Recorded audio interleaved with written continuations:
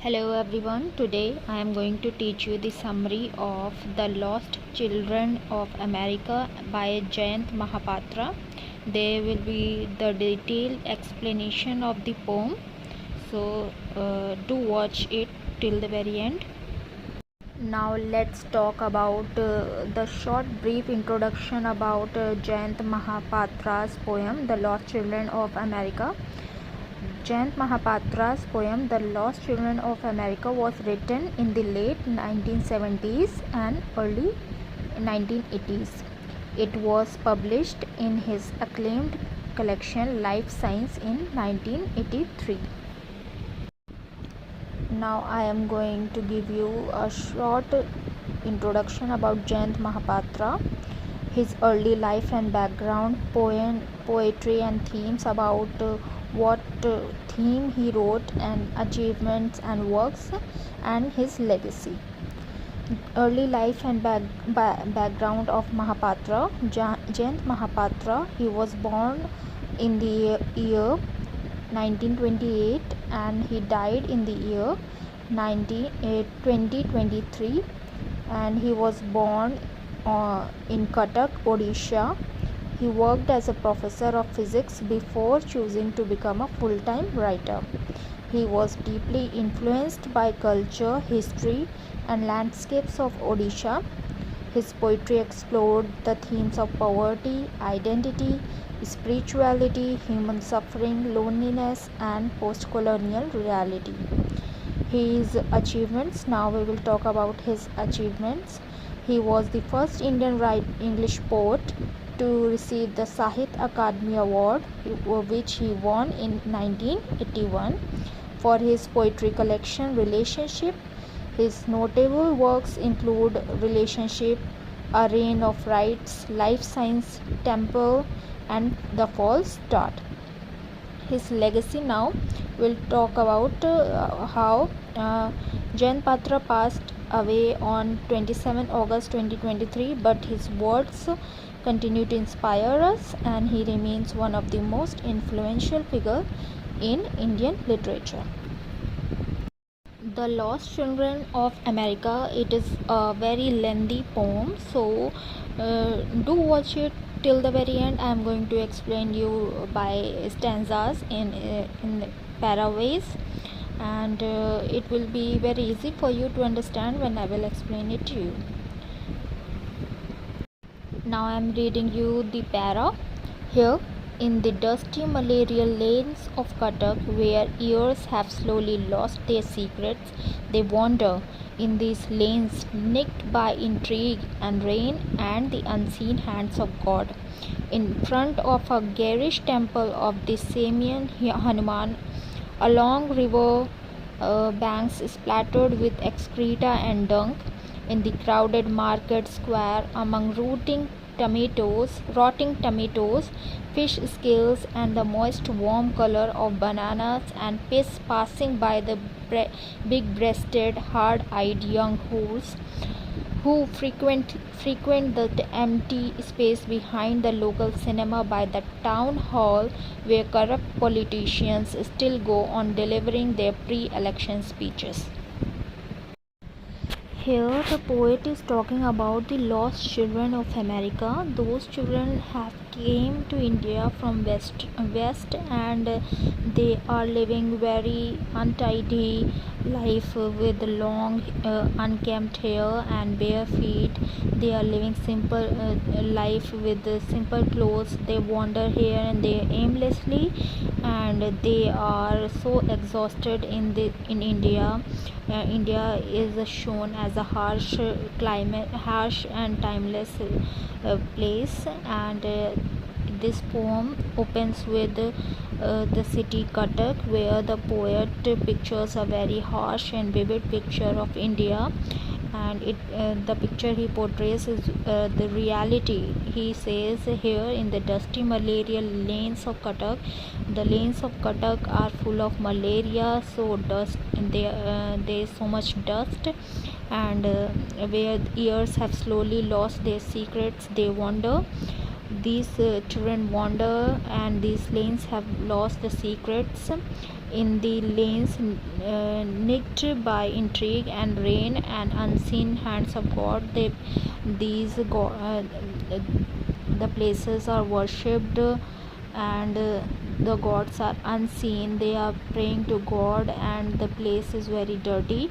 In front of garish temple of Simeon Hanuman, along river banks is splattered with excreta and dung. There is so much excreta and dung.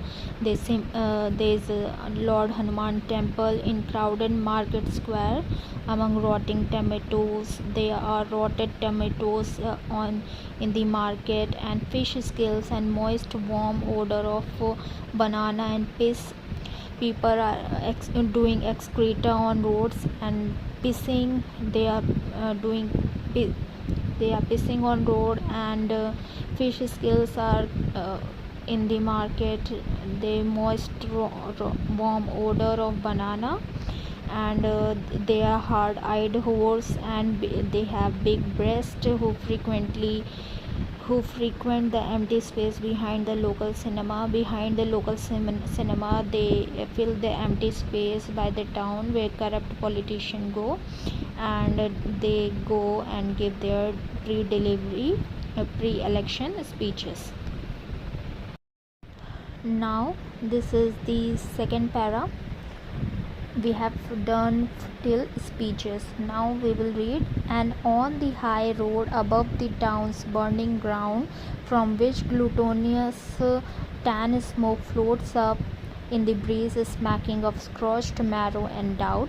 Here, like the unreal stirrings of incense smoke in a darkened shrine, like the languid movement of mangled lepers around a temple of goddess Chandi at dawn, like a wounded whale drifting away sadly in unknown seas, like the dark winds of Asia which murmur joyously in slums but do not answer. Here the poet starts by the town hall where corrupt politicians still go on delivering pre-election speeches. Here the poet is saying that the politicians, they go and deliver the pre-election speeches, which they do not mean. Whatever they say, they do not mean it, but they go on and deliver the speeches. And on the high road above the town's burning ground, from which glutinous tan smoke floats up, the cremation ground from where the dead bodies are being burnt, there smoke floats up in the breeze, smacking of scorched marrow and doubt. The marrow of the dead body smells ridiculously, and here, like the unreal stirrings of incense smoke in darkened shrine, the incense means the uh, agarbatti we call it in Hindi. Incense को हिंदी में अगरबत्ती बोलते हैं. So the unreal stirrings of incense smoke in dark and shrine, people can smell it, like the languid movements of mangled lepers around a temple of goddess Chandi at dawn. Goddess Chandi, the temple of goddess Chandi in the morning. Dawn means morning. In the morning, when the people who move around this temple, the languid movement of mangled lepers means the lifeless people. They do not have enough strength and they are exhausted. They move around this temple in the morning, like a wounded whale drifting away sadly in unknown seas.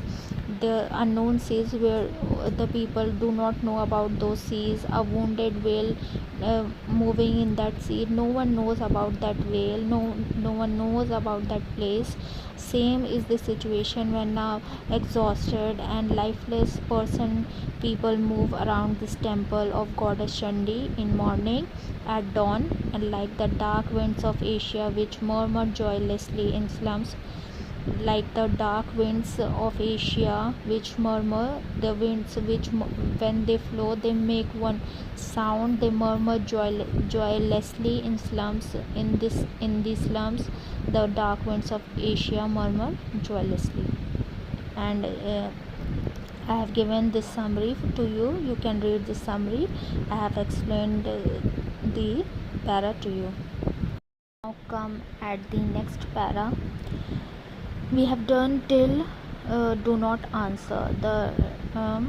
We have done like the dark winds of Asia which murmur joylessly in slums do not answer.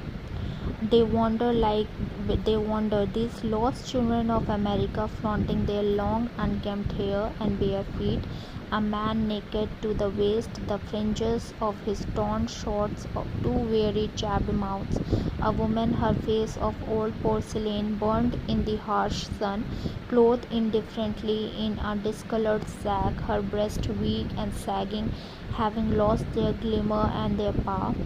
These lost children wander bare-eyed, smelling of incense and living on grass and flowers. Here in this para, the poet is talking about these wanderers. These wanderers are the lost children of America, and their murmur, their voice, they are not being answered, and flaunting their long unkempt hair and bare feet. They wander with bare feet, and a man naked to the waist. In India, they only wear till the waist, and above the waist the body is mostly naked, and these men wander because they live in poverty. They do not have clothes to wear. The fringes of his torn shorts, two weary chapped mouths, and his shorts are torn. A woman, her face of old porcelain.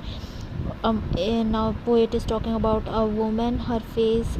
He is comparing her face with old porcelain is the ceramic pot, and he's saying that her face is like old porcelain which is burned in harsh sun, and she is clothed indifferently and discolored. Her breasts are sagging and weak, have lost their glimmer and their power. She has lost her glimmer, her power. These lost children wander bare-eyed. They wander here and there. They are bare-eyed in this scorching environment. Is smelling of incense. The smell incense. I have told you that incense is called agarbatti. So they are smelling of this incense, and they are living on grass and flowers. So here I have given you the summary of the previous para. You can read this summary, have a look on this summary, and now we will read the next para. Like the scavengers accompanied by the impassive shadows, perhaps in search of many gods, to ask for strength with the appearance of sibyls and witches, limp and cold with the ablutions of another separate word, or perhaps like the she-jackal pursued by the invisible hunters who retreat with their wounded cubs into jungle depths, and prompted by something stronger than fear, seek refuge in some forest shack for succor and for the fierce bond of air, and or to find whether these tropic winds would catch and belly out the sails of their mind. Now I am explaining you the summary of this para. Like scavengers accompanied by their impassive shadows, perhaps in search of many gods to ask for strength, they wander here and there in the lanes like scavengers. Scavengers means those who can feed on anything, any rotten material, or any thing that is not eatable. Those are called scavengers, and accompanied by their impassive shadows, perhaps in search of many gods. They are searching for gods, and they to ask for strength with their appearance of sibyls and witches. They are compared, these wanderers are compared to sibyls and witches. Sibyls are also like ghostly appearance, and they are compared to witches, limp and cold with the ablution of another separate word. They are limping means they are walking, they have no strength, they are walking and they are limping. They are so much exhausted, they are cold, and they have no desires left, or perhaps she jackals pursued by invisible hunters who retreat with their wounded cubs into jungle depths. They are compared to jackals. Those are hunted. They are being compared to she jackals. They are being chased by unseen hunters. This image reflects the sense of fear, uncertainty, and the feeling of being hunted by inner struggles or emptiness they left behind. And the prompted by something stronger than fear, they seek refuge in some forester's shack for succor. They are seeking some refuge in another land, and for that fierce bond of air, or to find whether these tropic winds would catch and belly out their sails of their mind. And they are seeking refuge in some another land, and they are hoping these tropic winds will erase out their bad memory, and they would catch and would find whether these tropic winds would catch and belly out the sails of their mind. The how much exhausted and mental trauma and exhaustion they have faced, these tropic winds can erase that sail of their mind. You can look into this summary which I have provided and go through this summary. Now we are on the next para. That have been woven with the stands of sardonic gods. No one knows them. They are the free, the common man, soft and green of gesture, preoccupied with their hidden songs of mankind, mind blown by acid and amphetamines, and we watch them go by the vague feeling of exaltation and disquiet. They are the people we do not know to know. We do not need to know. They, for instance, do not travel as guests for Rotary International or the UNO.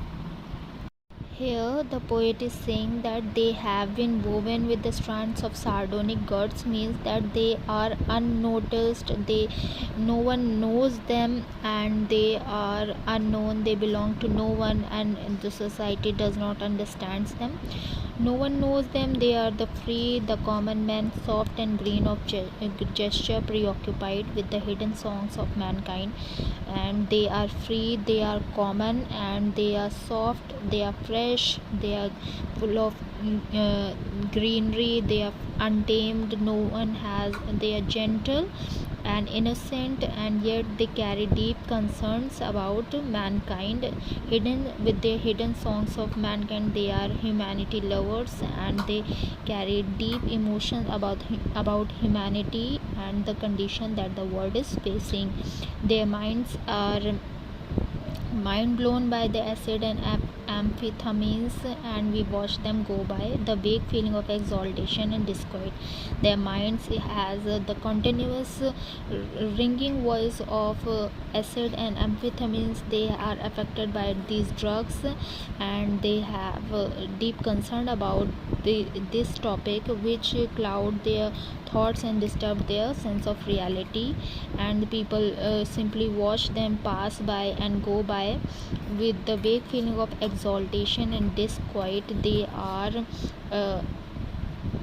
have the vague feeling of exaltation. They are exhausted, and sometimes they show excitement and joy, and sometimes they appear lost and uneasy. They have this vague feeling and disturbing feeling, and they are the people we do not need to know. They, for instance, do not travel as guests of Rotary International or the UNO.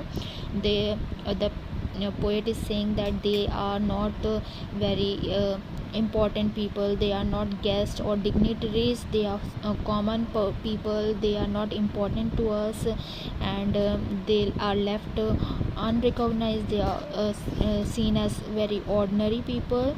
And the poet emphasizes that they are not visitors invited by big organizations like Rotary International or United Nations. They have no status or identity in this world. The next para is, they are the lost children who rejected their own land and their bejeweled days, who do not need to ask us oft repeated questions. Why is my skin so brown? My birth is not final.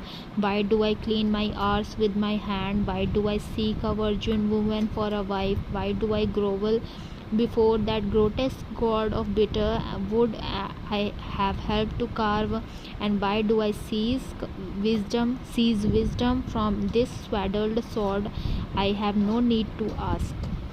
Here the poet is saying that they are the lost children, these are the lost children who have rejected their own land and their bejeweled days. They have rejected their own land and they have settled land and days, and they have come to this foreign land, who do not need to ask us oft repeated questions. They do not ask the often repeated questions. They are now settled with the life they are living, and they are not repeating these questions again and again. Why is my skin so brown? My birth is not final. Why do I clean my arts with my hand? Why do I seek a virgin woman for a wife? Why do I grovel before the grotesque god of bitter wood I have helped to carve? Why do I seize wisdom from this swaddled sword? So these wanderers, these children, they do not ask these deep questions. These questions, they are filled with deeper questions and unsettling questions about their identity, their culture, body, beliefs, and existence. And these questions reflect their struggles to understand themselves around them, understand the world around them. The question that society often labels as strange or backwards, and the poet suggests that such questions arise from genuine search for truth and meaning, not from ignorance or foolishness. And he now acknowledges whatever life they are living, and they do not need to ask how they came so far and why they came so far. And he respects their journey and understand the deeper inner conflict of their mind and soul. And ultimately this paragraph highlights the universal human quest for identity. This is the theme of this very poem, the quest for identity rooted in doubt, curiosity, and the need to belong, and the need for belongingness. They are not belong to any place or anyone. They feel very strange at this land. Now the next para is, I have no need to ask why they came 10,000 miles, for though their eyes are open they appear asleep, for they too are men with dreams, these men rushing through endless supermarket aisles, the calligraphy of hallucinogens